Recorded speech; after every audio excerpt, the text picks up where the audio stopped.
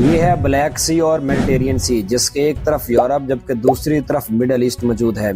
Europe میں زیادہ تر کرسچن جبکہ مڈل ایسٹ میں زیادہ تر مسلمان موجود ہیں۔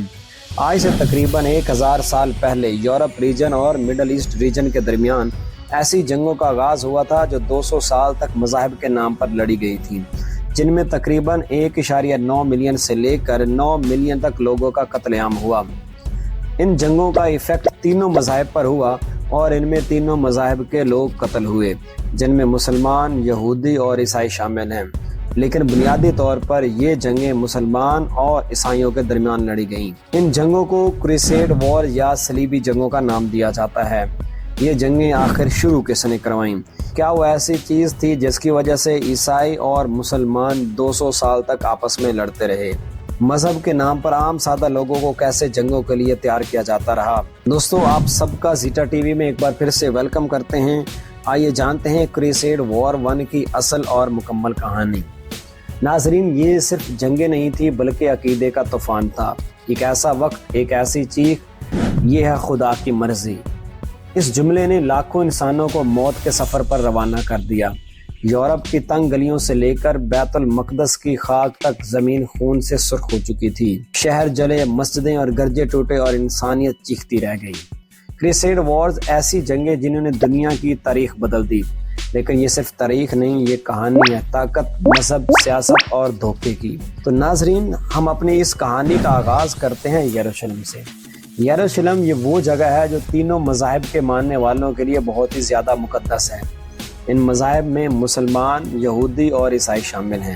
بیت المقدس یعنی یروشلم جو کہ مڈل ایسٹ میں موجود ہے، آج سے 1000 سال پہلے مڈل ایسٹ میں عباسڈ کیلف اور سلجوق کی حکومت تھی، جبکہ براعظم یورپ میں بازنطینی امپائر اور فرانس، یہ 2 میجر طاقتیں موجود تھیں۔ دوستو، سب سے پہلے ہم بات کرتے ہیں کہ ان جنگوں کا آغاز کس نے کروایا۔ ان جنگوں کا آغاز ایک راہب سے ہوتا ہے جس کا نام پیٹر دی ہرمٹ تھا، جو اپنے قافلے کے ہمراہ بیت المقدس زیارت کرنے کے لیے آیا۔ تمام تبرکات کی زیارت کے بعد وہ حضرت عیسیٰ علیہ السلام کے روضہ مبارک پر گڑ گڑا کر رو کر دعائیں مانگ رہا تھا کہ آدھی رات کو اچانک ایک غیبی آواز آئی، پیٹر اٹھو، پرانی صلیب کا وہ ٹکڑا لو اور بیت المقدس کو کافروں سے آزاد کرواؤ۔ یاد رہے کہ اس وقت بیت المقدس پر مسلمانوں کی حکومت تھی۔ صبح ہوتے ہی پیٹر نے مقتدی اعظم یروشلم کو ساری بات بتائی اور پرانی صلیب لے کر اپنے قافلے کے ہمراہ اٹلی روانہ ہو گیا۔ وہاں سے وہ روم کے سب سے بڑے چرچ میں پوپ سے ملنے پہنچ گیا۔ 3-4 روز کے انتظار کے بعد اس کی ملاقات ہوئی۔ پیٹر نے پوپ کو بیت المقدس کے بارے جھوٹے اور من گڑت واقعات سنائے اور ساتھ ہی اس غیبی آواز کا حوالہ بھی دیا۔ پوپ اربن دوم نے اسے یورپ میں گھوم کر یہ قصہ لوگوں میں مشہور کرنے کی ڈیوٹی دی اور ہر طرح کی مدد اور تعاون اور وسائل کی فراہمی کا وعدہ بھی کیا۔ پوپ اربن دوم نے پیٹر دی ہرمٹ سے کہا، تم تمام ملک میں گھومو اور شہروں میں پیغام پہنچاؤ کہ فلاں تاریخ کو کلرمونٹ پہنچو، جہاں ایک عظیم الشان جلسہ منعقد ہوگا۔ پیٹر فوراً روانہ ہو گیا۔ اس نے پورے شہروں میں گھوما اور تقریریں کرتا رہا۔ جب وہ تقریر کرتا تو کہتا، یہ خدا کا پیغام ہے تمہارے لیے، تمہارے بھائی مصیبت میں ہیں، جو جنت کا متلاشی ہے وہ اس جنگ میں شامل ہو۔ اس کی بڑکیلی جوشیلی تقریروں سے پورا یورپ متاثر ہو گیا۔ لوگ اسے خدا کا نمائندہ ماننے لگے، حتیٰ کہ لوگ اس کے سر کا بال تبرک کے طور پر رکھتے تھے۔ ملاخر کلرمونٹ کا دن آ گیا۔ میدان انسانوں سے بھرا ہوا تھا۔ پوپ نے اعلان کیا، جس جنگ میں شریک ہوگا اس کے گناہ معاف کر دیے جائیں گے۔ بیت المقدس کو آزاد کرنے والا سیدھا جنت جائے گا۔ پیٹر نے بھی جذبات سے بھری تقریر کی۔ 3 لاکھ کا ایک لشکر تیار ہوا۔ راستے سے قافلے روانہ ہونے لگے۔ پیٹر کا قافلہ 1 لاکھ سپاہیوں کے ساتھ قسطنطنیہ پہنچا، جہاں کنگ الیگزیوس نے ان کی خوب مہمان نوازی کی۔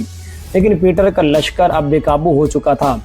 یہودیوں کا قتل، عورتوں سے چھیڑ چھاڑ اور بازاروں کی لوٹ مار معمول بن چکی تھی۔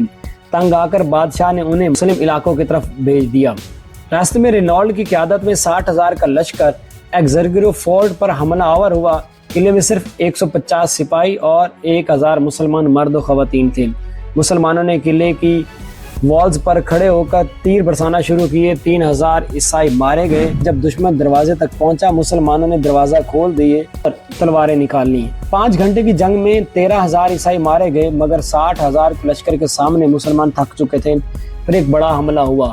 वुमेन्स डिग्निटी पामाल हुई, कुरान के नुस्खे जलाए गए, मसाजिद को आग लगा दी गई और आधी रात तक किला खून से रंगीन हो चुका था।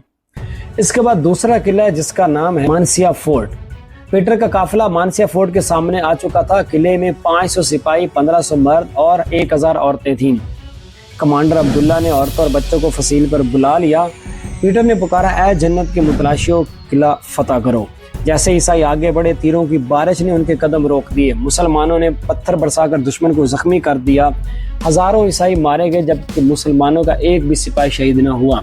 रात भर औरतें पहरा देती रहीं। सुबह होते ही एनिमी कैंप्स में यानी दुश्मन के खैमों में खामोशी थी। फिर 5 पादरी सफेद फ्लैग लेकर किले की तरफ आए। कमांडर अब्दुल्ला ने पूछा, हम तुम्हारे वादे पर कैसे यकीन करें? पादरी बोले, हम खुदा की कसम खाकर जमाना देते हैं। अब्दुल्ला किले के अंदर वापस गया, सबको जमा किया।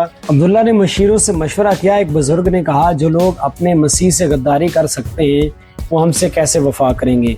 मगर अब्दुल्ला ने अमन के बदले किला हवाले करने पर रजामंदी जाहिर की। अगले दिन पीटर ने हलफ दिया और मुसलमान किले से बाहर आ गए। दोस्तों, मगर जैसे ही मुसलमान किले से निकले, सलीबियों ने उन्हें घेर लिया। पीटर हंसता हुआ बोला, तुम तो बहुत ही बेवकूफ निकले, किला भी दे दिया और जाने भी। मुसलमानों ने फौरन तलवारें निकाल ली और जबरदस्त लड़ाई शुरू हो गई। अब्दुल्ला की क़यादत में मुसलमानों ने दुश्मन के हसार को चीरना शुरू किया, जो मजहब के नाम पर लड़ी जाने वाली जंगों के असल चेहरे को बेनकाब करते हैं। पीटर दी हरमन का किरदार जहां मजहब के लिबादे में छुपा सियासी और नफसियाती इस्तेसाल दिखाता है, वहीं किला मनसिया और एक्जर गरूह के मुसलमान सिपाहियों की कुर्बानी हमें उनके जज्बा ईमानी और गैरत का अमली सबूत फराहम करती हैं। उम्मीद करते हैं आपको ये कहानी पसंद आई होगी। अपने दोस्तों का और अपनी फैमिली का बहुत ज़्यादा ख्याल रखें। मिलते हैं जीटा टीवी की अगली वीडियो में। अल्लाह हाफिज़।